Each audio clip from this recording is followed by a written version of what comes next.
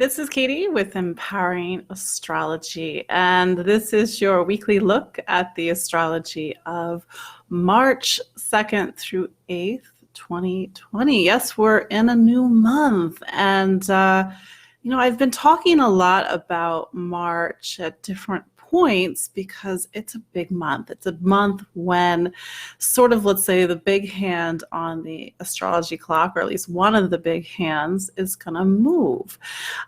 Saturn's going to go into Aquarius on March 21st, which is a big deal because Saturn kind of rules over time and manifestation and life. And I often say to people that we kind of live in a Saturnian world, meaning that we kind of have to play by Saturn's rules: aging, growing older, making the right decisions, pushing ourselves to get to the next level. At least that's the idea. So, this week, even though, we've got a few weeks until Saturn moves into Aquarius, I think this week, next week, the week after, we're in a little bit of a crunch time. I think that we are having to consolidate and really consensualize and learn our lessons and really bring together some things that began way back at the beginning of 2018, because that's when Saturn went into Aquarius and it opened a new chapter for all of us. And I know I certainly can. If you go back and look at January of 2018, you see the roots of a story that has unfolded at different points throughout the last 2 years, and sort of, and has its, let's say, its threads, has its connections to March of 2020. That said, I'm back after a week off. I was in Spain last week, and I was hoping to try to get in a live video while I was on the road, but internet connection, Wi-Fi being a little tenuous, I didn't want to do a live video and then have it cut off and have everybody be like, what's going on? So a little bit of a Mercury retrograde thing going on. Like, how is your Mercury retrograde, man?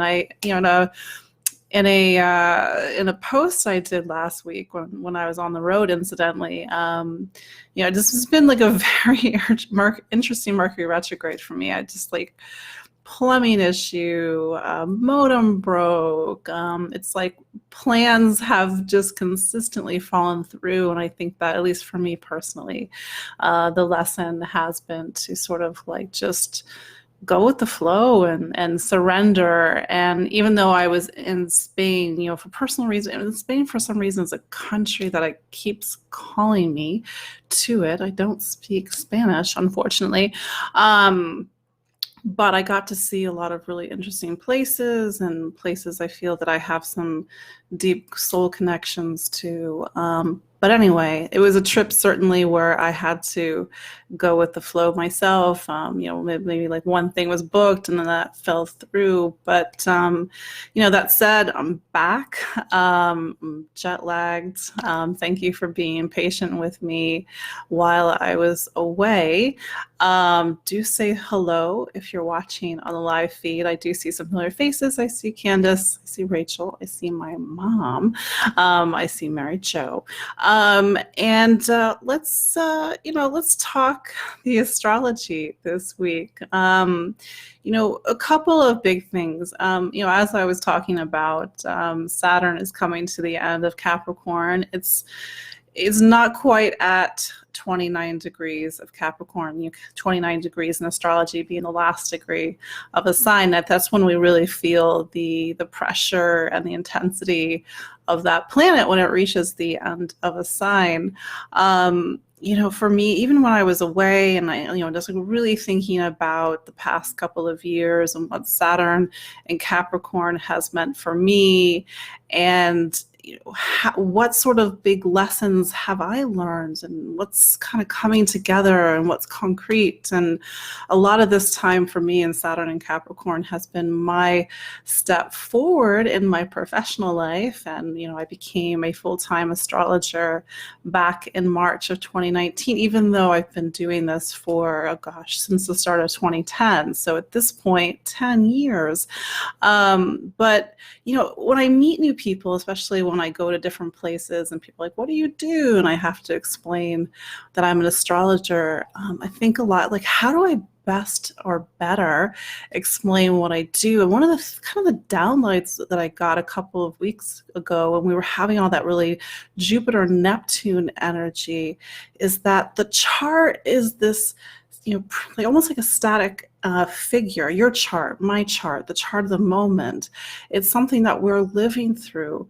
But I think the thing that I try to tell people in my work is that the thing that I want to really connect with people, and even it's at the heart of what I write in my horoscopes, it's at the heart of what I write in my daily astrology, is how do we look at ourselves, how do we interface with this astrology?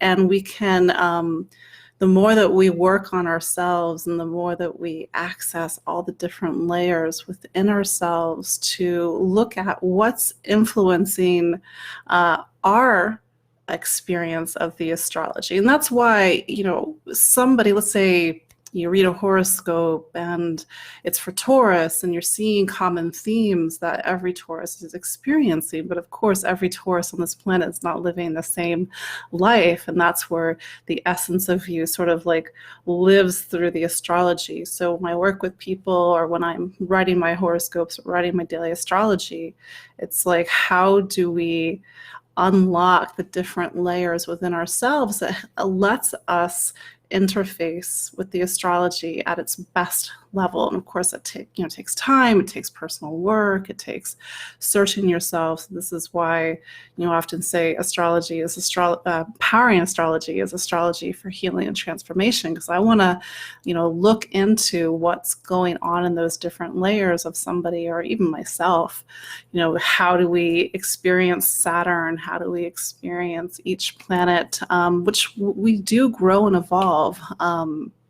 Hopefully this came across very clear as I'm kind of talking about it on the cuff, but it's just something that's been like circling around in my mind, and maybe it's something that I will commit to writing up an article, especially now that Saturn's coming to the end of the sign, where it's sort of like everything has to kind of converge and come together and consolidate, and we have to demonstrate something to Saturn this month. There's a sense of we've reached the big test in March. We have to do our exams so we can kind of get to the next level. Saturn in Aquarius is the next level. I'm also checking in on the comments. Also seeing some more familiar faces. Hi, Janet. So this week we're coming, speaking of coming to the end of things. This is the last week of Mercury retrograde. So this week we might see some kind of shenanigans. Mercury sometimes can play with things. Things don't quite go the way that we planned and hoped them to. So we just have to have a lot of flexibility. Mercury on the 4th of March, we'll go back into Aquarius. So it's been retrograde since February. The date is escaping me.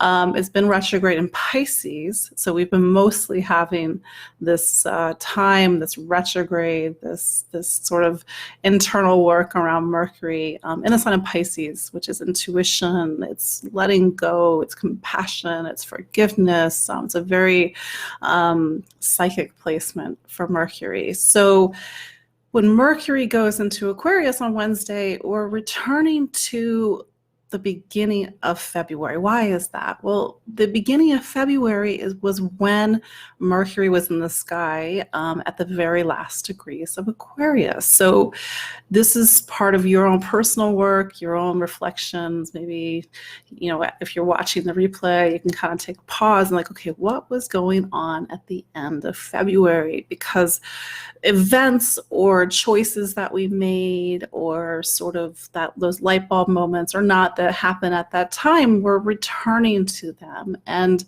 Mercury retrograde is a time for us to reevaluate our choices, reevaluate our past, to integrate the things that we've learned over the previous, let's say, past 3 months when Mercury was moving direct. So sometimes there's something that begins during the Mercury retrograde or the Mercury retrograde shadow that then sort of concludes as we reach the end of Mercury retrograde. So that's something for you to keep in mind, especially if something hasn't quite been going right during Mercury retrograde, or let's say there's been a particular story or interaction with somebody. It might take until after the retrograde ends, which is on March 9th. So I believe, yes, that's Monday, next Monday from now, for things to start to wrap up. So that's one of the things that is happening this week. Another thing is that we're in Pisces season. So Pisces is the last sign of the zodiac. I often say, when I talk about astrology, that the zodiac is the wheel of life. It's a symbolic way of describing all the facets of life and organizing life into sort of different areas. So there's going to be a sign for career, there's going to be a sign for relationships. So when we sort of reach Pisces in our zodiac calendar, we've reached the end of the zodiac. So this has been a time where we haven't been able to, let's say, move forward. It's more about wrapping things up, reflection, rest, recharge, working on our spiritual lives. And then, of course, we have, as I was saying a few moments ago, we've had Mercury retrograde also in Pisces. So it's been kind of adding another layer to this season. Maybe that's why things quite haven't been going the way that we've wanted to. We've kind of had the astrological forces, the tide has been moving against us, so to speak. But that said, it's a very intuitive time, it's a very mystical time. Do your meditation, reflection, get quiet. This is what this time is meant to be. It's meant for us to reconnect or strengthen our spiritual connection. Pisces being the bridge between this world and the next world. And then, of course, the new astrological year begins when the sun arrives in Aries on March 19th of 2020. And this week, the sun is also going to be making its annual conjunction to Neptune and Pisces. So this means that I think this week is going to have a little bit of a, to those very Piscean themes. It's a time of rest and reflection and working on our spiritual lives and our spiritual connection, because the sun, when it meets up with Neptune, it's the sun at its core in astrology is the ego, it's the self, it's identity. But when it merges with Neptune, Neptune is the least physical, least ego-driven planet, or sign rather, in our planet, in the solar system, and in our, let's say, our astrological language. So there's a sense of like, we can't do ego, we can't do self this week. There's a selflessness with Neptune merged with the sun in Pisces. It's a time for compassion and understanding and forgiveness. And Neptune being also this bridge to the unseen worlds, it's a wonderful time to dream and to cultivate our spiritual connection and our intuition. We might feel the veil quite thin this week. Maybe we're having very vivid dreams. Neptune is sort of dissolving and opening us up, but at the same time, we can feel a little not quite like ourselves. You know, like I said, Neptune dissolves. It's not about the ego. It's about the greater picture, the greater whole, the greater spiritual whole. And so we might also feel tired because sometimes Neptune can kind of just make us want to sleep, make us want to leave reality. And I will make a quick point that every planet and every sign of the zodiac has two sides to it. It has the side that is helpful, the side that creates, the side that we use, the quote unquote good side, even though that's not quite the word that I want to use here. But then there's also the other side, there's the shadow side. So of course, Neptune and Pisces has a sign, you know, the very kind of high spiritual side of Neptune and Pisces, that very artistic, very musical, you know, selfless, saint-like. This is the what's called high Pisces, but there's the other side. It's the part that can drift, disconnect, not want to be here. Maybe there's substances that we're using to fuel that disconnection from reality. You know, Neptune is also illusion. So we might see both sides of this, let's say, archetype, this polarity this week. And if you are feeling like you are a little drifty or disconnected, what can you do to feel more grounded? Does it mean going outside? Does it mean reconnecting with food, you know, food being the earth element? The earth kind of keeps us here. Does it mean kind of committing or, you know, reconnecting to our physical being, our body? So we kind of can be between these two worlds, but not lose ourselves.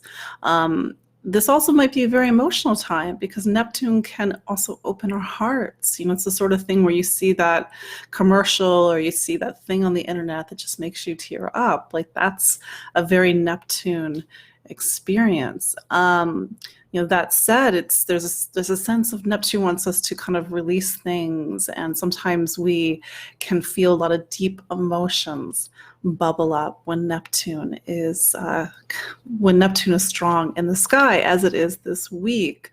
That said, even though this is happening next week, it's happening on Monday, next Monday, we will have a Virgo full moon. So Virgo being the polarity of Pisces, you know, Virgo being an earth sign, very grounded, very practical, very disciplined, so we do have an opportunity, astrologically at least, to get very grounded and practical in the coming days.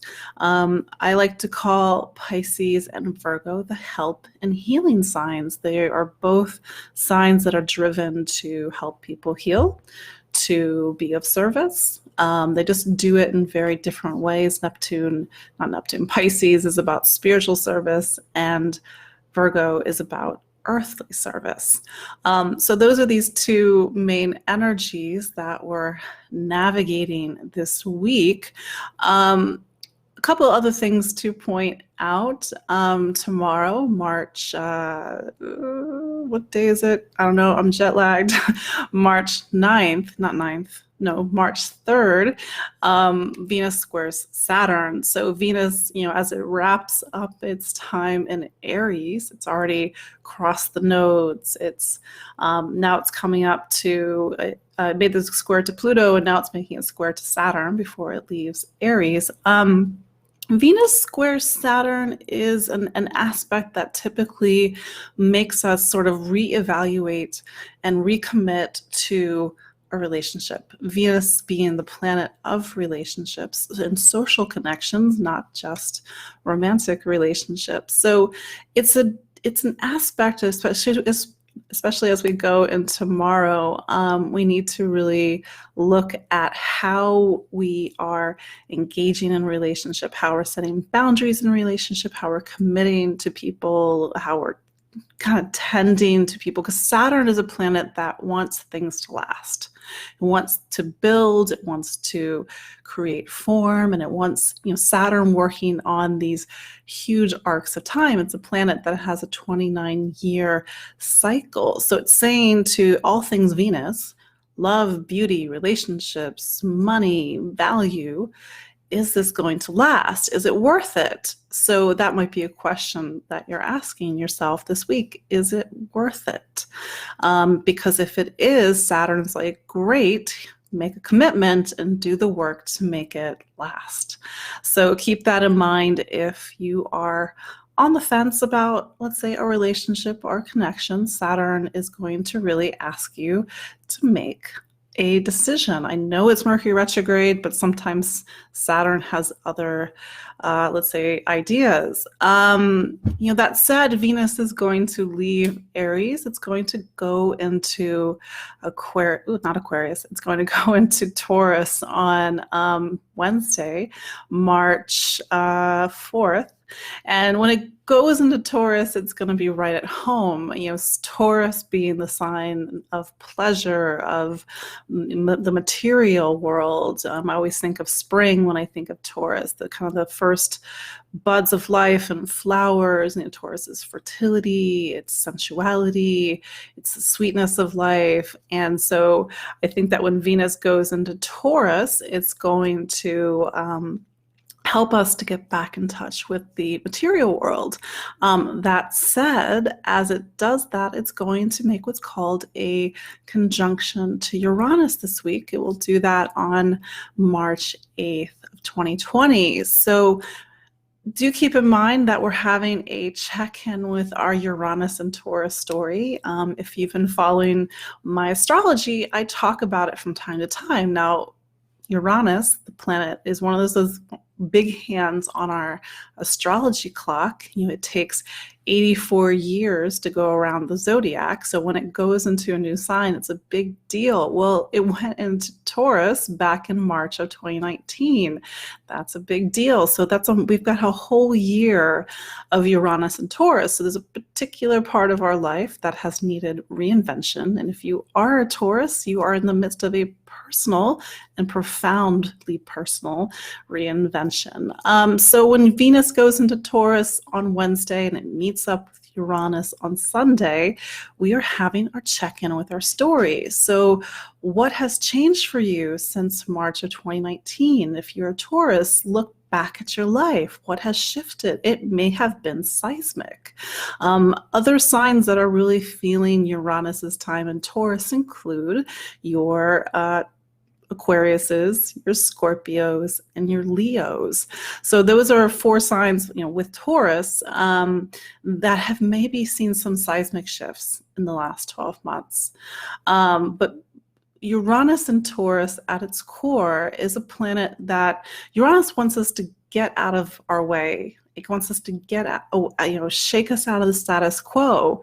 Taurus being a sign that at its core wants to preserve life. It wants to keep things the same. That's a wonderful, let's say, instinct because it preserves life.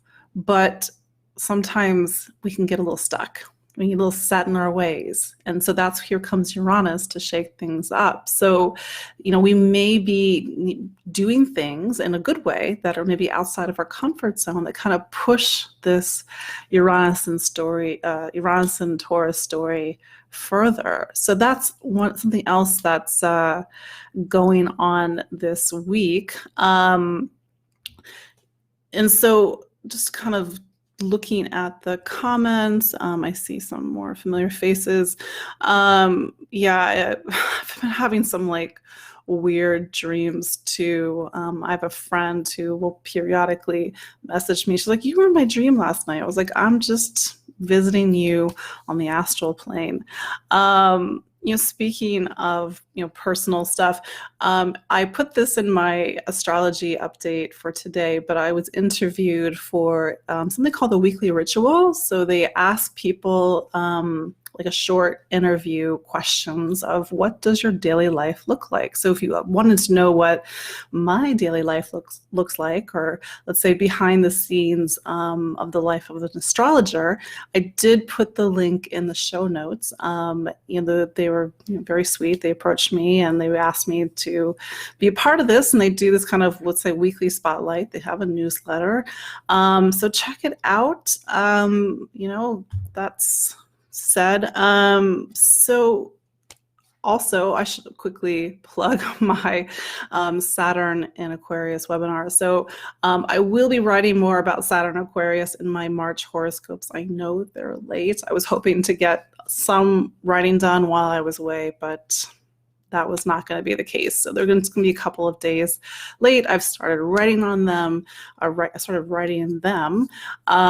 So stay tuned. But I will be doing a Saturn in Aquarius webinar on March 12th, so next Thursday. So you can learn all about what this big hand on your astrology clock moving to a new hour will mean for you. So typically when Saturn goes into a new sign, like it did back in January of 2018, it means a new part of your life needs your attention. It needs your diligence. It needs your hard work. It needs your ambitions. It needs a sense of focus, and that's what Saturn will be doing to a new part of your life when it moves into Aquarius. So my webinar will teach you all about what that means. Let's say give you an overview of Saturn. Also, if you are 28 or 29, maybe even 27, you were born with Saturn Aquarius, because Saturn was last in Aquarius from 1991 until 1993, 94. I will be talking about the Saturn return, and I also will be talking about what Saturn will mean for each sign, and what's the bigger picture, because Saturn likes to work in these big stretches of time. So yeah, that's the astrology for this week of March 2nd to 8th, 2020. Like I said, it's good to be back with you all after a week off. Like I said, horoscopes, hopefully the next couple of days will be done. Stay tuned. In the meantime, do check out the show notes if you are watching on YouTube or even IGTV. Send me a comment, send me some love, share my work. I deeply appreciate it. Having problems with English, maybe because I've been in a country of Spanish-speaking people for a week. And also sign up for my newsletter. I do have a weekly newsletter that gives you, let's say, the inside scoop of what's going on for the week ahead. And of course, you can always book a consultation with me. I love working with you one-on-one. I love helping you understand the different layers of yourself, both visible and invisible, that are influencing your chart, and how to open up to the bigger, let's say, promise of your chart, and the bigger promise of yourself in this lifetime. So once again, my name is Katie Sweetman. I'm an astrologer and psychic medium here in Brooklyn, New York. Thank you for joining me for my weekly look at the astrology, and subscribe so you can get updates sent to you. And I look forward to talking to you all next week. So bye.